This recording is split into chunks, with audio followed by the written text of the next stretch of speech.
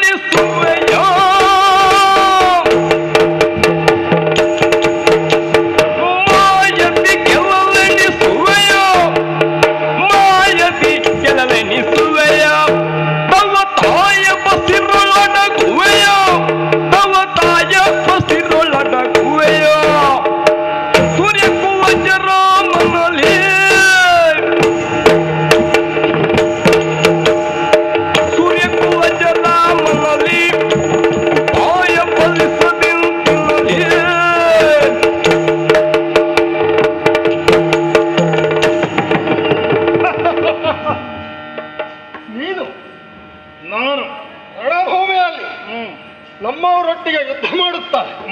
ಇದ್ದಕ್ಕಿದ್ದ ಹಾಗೆ ಕಣ್ಮರೆಯಾದವ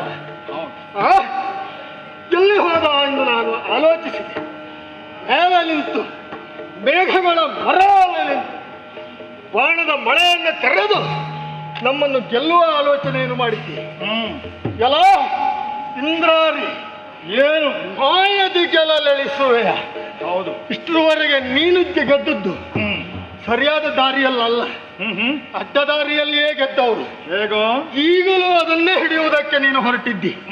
ಈಗ ಮಾಯದಿಂದ ನಾನು ಗೆಲ್ಲುತ್ತೇನೆ. ನಿಮಗೆ ಮುಖ್ಯವಾದದ್ದು ಯುದ್ಧ ಧರ್ಮಕ್ಕಿಂತ ಯುದ್ಧದ ಗೆಲುವು ನನಗೆ ಅರ್ಥ ಆಗ್ತದೆ. ಗೆಲುವು ಸಿಗಲಿಕ್ಕೆ ಯಾವ ದಾರಿ ಆದ್ರೂ ಆಗ್ತದೆ ನಿಮಗೆ. ಆದರೆ ನಿನ್ನ ಎಲ್ಲ ದಾರಿಯನ್ನು ಬಲ್ಲ ರಾಮನಲ್ಲಿ ನಡೆಯಲಾರದು. ಇನಕುಲಜ ನೆದುರೋಳು ನಿನ್ನ ಮಾಯಾವಿದ್ಯ ಮಣ್ಣು ಪಾಲಾಗಿ ಹೋದಿತು. ನಡೆಯಲಾರದು.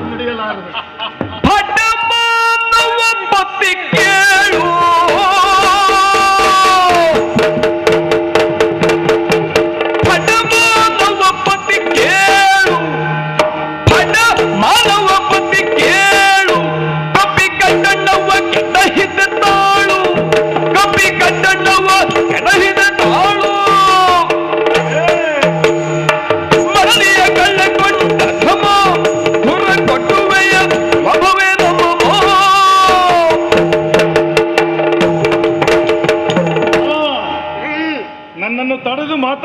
ಮಾಡಿದ್ದೀಯ.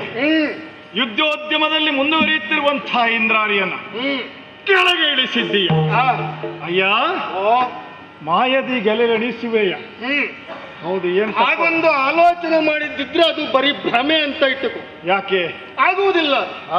ಮಾಯೆ ನನ್ನೆದುರಲ್ಲಿ ನಡೆಯುವುದಿಲ್ಲ, ನಿನ್ನೆದುರಲ್ಲಿ ನಡೆಯುವುದಿಲ್ಲ ಎನ್ನುವುದಕ್ಕೆ ಇಲ್ಲಿಗೆ ತೀರ್ಮಾನ ಮಾಡುವುದಕ್ಕಾಗುವುದಿಲ್ಲ. ಮಾಯದಲ್ಲಿ ಯುದ್ಧ ಮಾಡುವುದು ಸರಿಯಲ್ಲ ಎನ್ನುವ ನಿನ್ನ ವಾದ ಒಪ್ಪಲಿಕ್ಕಾಗುವುದಿಲ್ಲ. ಯಾಕೆಂದ್ರೆ ರಾಕ್ಷಸರ ಮೂಲ ಧರ್ಮವೇ ಮಾಯೆಗಳಲ್ಲಿ, ಹೊಸ ಹೊಸ ತಂತ್ರಗಳಲ್ಲಿ ಯುದ್ಧವನ್ನು ಮಾಡಬಹುದು. ಅಲ್ಲಿ ಗೆಲುವು ಮುಖ್ಯ ಎನ್ನುವ ವಿಚಾರ ಎಲ್ಲರಿಗೂ ಗೆಲುವು ಮುಖ್ಯ. ರಾಕ್ಷಸರಿಗೆ ಅವರದ್ದೇ ಆದಂತಹ ದಾರಿ ಇದೆ. ಆ ದಾರಿಯಲ್ಲಿ ನಾವು ಅದನ್ನ ಖಂಡಿತವಾಗಿಯೂ ನಮ್ಮ ಕೈವಶ ಮಾಡಿಕೊಳ್ಳುತ್ತೇವೆ. ಹಾಗಿರುವಾಗ ನನ್ನ ದಾರಿ ಸರಿ ಇಲ್ಲ ಅಂತ ಹೇಳುವ ನಿನ್ನ ದಾರಿ ನೋಡಿದ್ರೆ ಸರಿ ಉಂಟಾ? ಏನು ನನ್ನ ದಾರಿಯಲ್ಲಿ ಲೋಪವನ್ನು ಕಾಣುತ್ತಿ? ಅಯ್ಯ, ಅಯೋಧ್ಯೆಯ ಅರಸನಾದಂಥ ದಶರಥನ ಮಗನಾಗಿ ನೀನು ಅನೇಕ ಕೋಟಿ ಕೋಟಿ ಸೈನಿಕರ ಬಳಗ ಹೊಂದಿದವನಾಗಿ ಇಲ್ಲಿ ಯುದ್ಧಕ್ಕೆ ಬಂದಿದ್ದು ನೋಡಿದರೆ ಎರಡೇ ಎರಡು ವ್ಯಕ್ತಿಗಳು ಮನುಷ್ಯನಾಗಿ ಕಾಣುವವರು, ನೀನು ಹಾಗೂ ನಿನ್ನ ತಮ್ಮ. ಉಳಿದಿದ್ದೆಲ್ಲ ಏನು? ಅಲ್ಲೋ ಚಲ್ಲಾಪ ಪಿಲ್ಲಿಯಾಗಿರುವಂಥ ಕಪ್ಪಿಗಳನ್ನೆಲ್ಲ ಸೇರಿಸಿಕೊಂಡು ಬಂದಿದ್ದೀಯ. ಒಬ್ಬ ರಾಷ್ಟ್ರದ ನಾಯಕನಿಗೆ ಕಪ್ಪಿಗಳ ಮಧ್ಯೆಯೂ ಬದುಕಲಿಕ್ಕೆ ಗೊತ್ತಿರಬೇಕು. ಅದು ನನಗೆ ಗೊತ್ತುಂಟು, ಬದುಕುತ್ತೇನೆ. ಅದೇ, ನೀನು ಬದುಕ್ತೀಯ. ಕಪಿಗಳನ್ನಾದರೂ ಸುತ್ತುವರಿದುಕೊಂಡು ಬದುಕ್ತೀಯ ನೀನು. ಹಾಗಲ್ಲ, ಯುದ್ಧಕ್ಕೆ ಯುದ್ಧ ವಿಚಾರದಲ್ಲಿ ಹೇಳುವುದಾದ್ರೆ ನನ್ನದು ಸರಿಯಲ್ಲ ಅಂತಾದ್ರೆ ನಿನ್ನದು ಹೇಗೆ ಸರಿ? ಮಾನವನಾಗಿ ಇನ್ನೊಂದು ಬೇರೆ ಜನಾಂಗದ ಅದರಲ್ಲೂ ಕಪಿಗಳನ್ನ ಸೇರಿಸಿಕೊಂಡು ಬರುವುದು ಅಂದ್ರೆ ನಿಜವಾಗಿ ನೋಡುವುದಕ್ಕೆ ಬಹಳ ಚಂದ. ಹೌದು, ಬಹಳ ಚಂದ. ಯಾಕೆಂದ್ರೆ ಕಪಿಗಳ ಯುದ್ಧ ನಿಯಮ ಬೇರೆ, ಮಾನವರಾದ ನಿಮ್ಮ ಯುದ್ಧ ನಿಯಮ ಬೇರೆ, ರಕ್ಕಸರಾದ ನಮ್ಮ ಯುದ್ಧ ನಿಯಮ ಬೇರೆ. ಹಾಗಾಗಿ ಆ ವಿಷಯದಲ್ಲಿ ವಿಮರ್ಶೆ ಮಾಡ್ಲಿಕ್ಕೆ ಸಾಧ್ಯ ಇಲ್ಲ. ಕಪಿಗಳ ನಾಯಕತ್ವವನ್ನು ವಹಿಸುವುದಕ್ಕೂ ಒಂದು ಅರ್ಹತೆ ಬೇಕು. ಹೇಳಿ ಕೇಳಿ ಚಂಚಲ ಸ್ವಭಾವದ ಕಪಿಗಳಿಗೆ ಏಕ ಸೂತ್ರಕ್ಕೆ ಬದ್ಧರನ್ನಾಗಿ ಮಾಡುವುದಕ್ಕೆ ನಾವು ಪ್ರಯತ್ನ ಪಟ್ಟ ಹಾಗೆ ಆಗಿದೆ. ಈಗ ನನ್ನ ನಾಯಕತ್ವವನ್ನು ಪೂರ್ಣ ಒಪ್ಪಿಕೊಂಡಿದ್ದಾರೆ. ಮನಸ್ಸು ಮಾಡಿದ್ರೆ ಕಪಿಗಳನ್ನು ಏಕ ಸೂತ್ರಕ್ಕೆ ಬಂಧಿಸಬಹುದು ಎಂಬುದನ್ನು ಸಾಧಿಸಿ ತೋರಿಸಿದ್ದೇನೆ. ಏನೇ ಆಗಲಿ ನಿನ್ನ ಗೆಲುವಿಗೆ ನಿನಗೆ ಕೆಲವು ಮಂಗಗಳು ಬೇಕಾಯ್ತಲ್ಲ. ಲೋಕಾಂತರದ ಆ ಜೀವಿಗಳನ್ನೆಲ್ಲ ಹಿಡಿದುಕೊಂಡು ಬಂದಿಯಲ್ಲ. ಮಂಗಗಳಿಂದ ಏನು ಸಾಧ್ಯ ಇಲ್ಲ ಎಂದು ಯಾರು ನಿರ್ಲಕ್ಷಿಸಿದ್ದರೋ ಅದೇ ಮಂಗಗಳನ್ನು ಇವತ್ತು ಎತ್ತಿ ಕಟ್ಟಿ ವಿಶ್ವ ವಿಜಯವನ್ನು ಮಾಡುವುದಕ್ಕೆ ಸಾಧ್ಯ ಅಂತ ನಾನು ತೋರಿಸಿಕೊಡ್ತೇನೆ. ಹಾಗಲ್ಲ, ನಿನ್ನ ಹತ್ರ ಆಗುವುದಿಲ್ಲ ಅಂತ ಮಂಗವನ್ನು ತಂದಿದ್ದೀಯೇ ನೀನು. ಅಸಹಾಯಕ, ಅದು ಹಿನ್ನೆಲೆ, ಅದು ಅಸಹಾಯಕ ಸ್ಥಿತಿ ಅಲ್ಲ ಇದು. ನನ್ನ ಸಹಾಯಕರಾಗಿ ಬಂದವರವರಲ್ಲ. ಏನೀಗ? ಈಗ ಇಂದ್ರಾರಿ ಮೇಘನಾದನಾದಂತಹ ನೀನು ಇಂದ್ರನನ್ನು ಜಯಿಸಿದ್ದ ಕಾರಣ ಇಂದ್ರಾರಿ ಈ ಹೊತ್ತಿಗೆ ಮುಗಿಯಿತು. ಈ ಯುದ್ಧದಲ್ಲಿ ನಿನಗೆ ಮಾಯಾ ಯುದ್ಧ ನಡೆಯಲಾರದು ಹೇಳಿದ್ದು ಯಾಕೆ ಗೊತ್ತುಂಟ? ಆ ಯುದ್ಧದಲ್ಲೆಲ್ಲ ನನ್ನನ್ನು ಜಯಿಸುವುದಕ್ಕೆ ಸಾಧ್ಯ ಇಲ್ಲ. ನಿಜವಾದ ಗಂಡುತನ ಇದ್ರೆ, ನೀನು ನಿಜವಾದ ರಾವಣಿಯೇ ಆದರೆ ಆ ರಾವಣತ್ವ ಹೇಳುವುದು ನಿನಗೂ ಬಂದಿದೆ ಅಂತಾದ್ರೆ ಮುಖಾಮುಖಿಯಾಗಿ ಹೋರಾಡು. ಎದೆಗೆ ಎದೆ ಕೊಟ್ಟು ಹೋರಾಡು. ಈ ರಣಾಂಗಣಕ್ಕೆ ಬಂದಿದ್ದೇ ಹೋರಾಡುವುದಕ್ಕೆ. ಎದೆಗೆ ಎದೆ ಕೊಟ್ಟು, ಭುಜಕ್ಕೆ ಭುಜ ಕೊಟ್ಟು ನಿನ್ನ ಪೆಟ್ಟಿಗೆ ಪೆಟ್ಟನ್ನ ಸೃಷ್ಟಿಸುವುದಕ್ಕಾಗಿಯೇ ಬಂದವರು. ನನ್ನ ಬಾಣಗಳಿಗೆ ನಿನ್ನಲ್ಲಿ ಉತ್ತರ ಇದೆಯಾ ನೋಡು. ಮಾಯದ ವಿಚಾರದಲ್ಲಿ ನಿನ್ನ ಬಾಣಗಳು ಅದನ್ನು ಅನುಸರಿಸುತ್ತವೆ. ಅದು ಮಾಯದ ಬಂಧನಕ್ಕೆ, ಮಂತ್ರದ ಬಂಧನಕ್ಕೆ ಒಳಗಾದದ್ದು. ನಾವು ಹಾಗೆ ಮಂತ್ರ ಮಾಯಗಳ ಬಂಧನಕ್ಕೆ ಒಳಗಾದದ್ದು. ನೋಡೋಣ, ಯುದ್ಧ ಮುಂದುವರಿಯುತ್ತಾ ಹೋದ ಮೇಲೆ ಯಾರ್ಯಾರು ಯಾವ್ಯಾವ ತಂತ್ರ ಬಳಸ್ತಾರೆ ನೋಡೇ ಬಿಡೋಣ.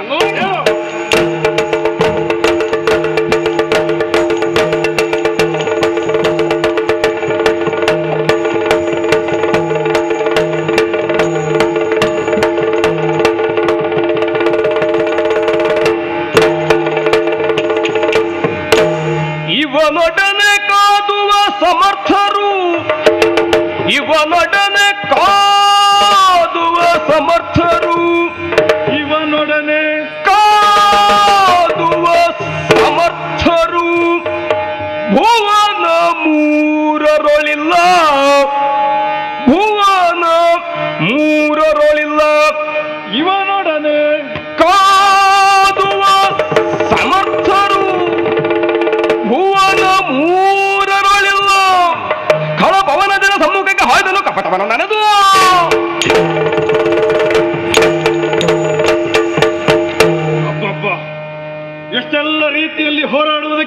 ಪ್ರಯತ್ನಿಸಿದ್ದೇನೆ, ನಾನಾ ರೀತಿಯ ತಂತ್ರಗಳನ್ನು ಬಳಸಿದ್ದೇನೆ.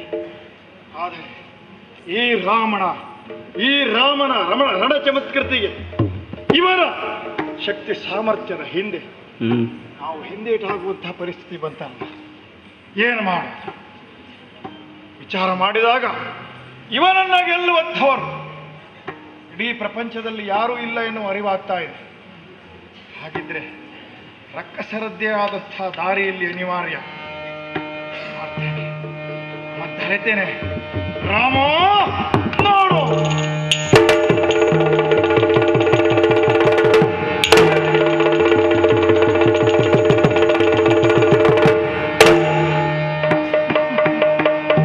ಇವಳ ಸೀತೆ,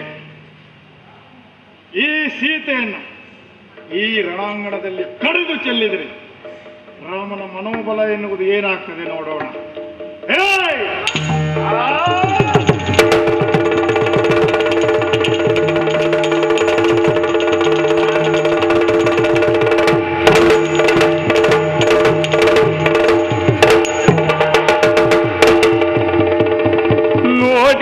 ನೋಡಿದೆನಯ್ಯೋ ಹನುಮ ರಕ್ಕಸಯನಗೆ ಮಾಡುವ ಆಜ್ಞೆಯನು, ರಕ್ಕಸಯನಗೆ ಮಾಡುವ ಆಜ್ಞೆಯನು. ಗಾಢದಿಂದ ಯನ ರಕ್ಷಿಸೋ,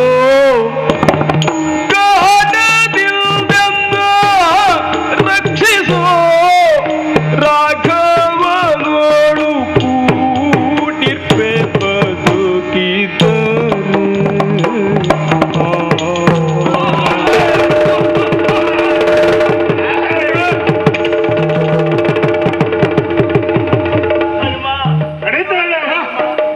ಇದು ಈ ದೂರದ ರಾಕ್ಷಸರು ನನ್ನನ್ನು ಕೊಲ್ಲುತ್ತೇನೆ ಕೊಲ್ಲುತ್ತೇನೆ ಎಂದು ಹಿಂಸಿಸ್ತಾ ಇದ್ದಾರೆ.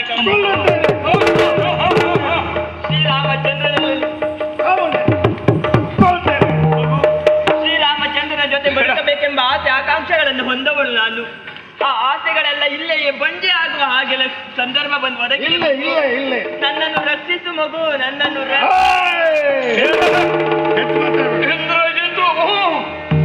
ಮತಿವಂತ ಖಳನೆ ಕೇಳು,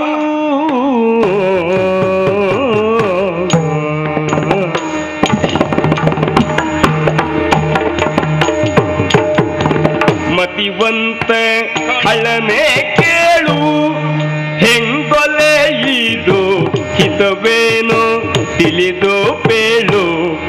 ಹೆಂಗೊಲೆ ಇದು ಹಿತವೇನೋ ತಿಳಿದೋ ಪೇಳು. ಯತಿ ಪೌಲಸ್ತ್ಯನ ವೀರ್ಯಗತಿಗೆ ಸಾಧನ, ಯತಿ ಪೌಲಸ್ತ್ಯನ ವೀರ್ಯಗತಿಗೆ ಸಾಧನ. ಇಂದ್ರಜಿತುವೆಂಬ ನಾಮದೋಳತಿಶಯ ಬಿರುದುಳ್ಳ ಮತಿವಂತ ಖಳನೆ ಕೇಳು.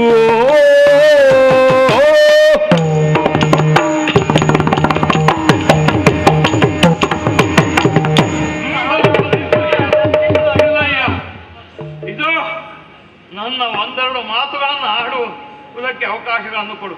ಏನು ಹೇಳುವುದಕ್ಕೊಂದು ಮನಸ್ಸು ಮಾಡು. ನೀನೊಬ್ಬ ಸಾಮಾನ್ಯದವ ಅಲ್ಲ. ನೀನೇನು ಎನ್ನುವುದನ್ನು ನಿನ್ನ ಹೆಸರೇ ಎಂದು ಹೇಳುತ್ತಾ ಇದೆ. ನೀನೊಬ್ಬ ಇಂದ್ರಜಿತು, ಸಾಮಾನ್ಯದವನೇ ಅಲ್ಲ.